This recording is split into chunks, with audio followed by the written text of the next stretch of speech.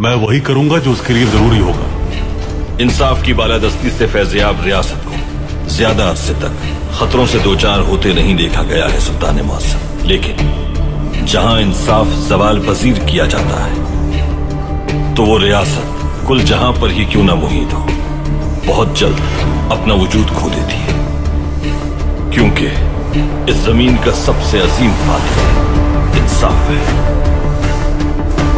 अर्तुल सरदार, आपने अपनी जिम्मेदारी पूरी कर दी है।